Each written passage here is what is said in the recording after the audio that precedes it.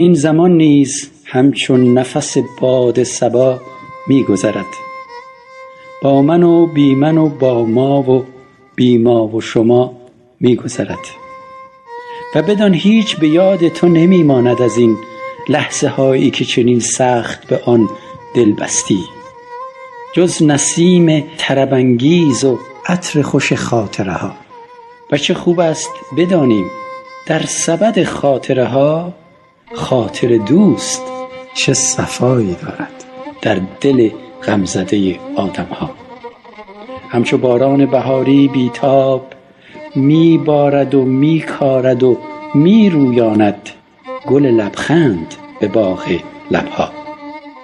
و چه نقشی دارد خاطر دوست در فضای به غم آلوده ناامنی ها و چه خوش می تابد در شب تار تنهایی و دلتنگی ها.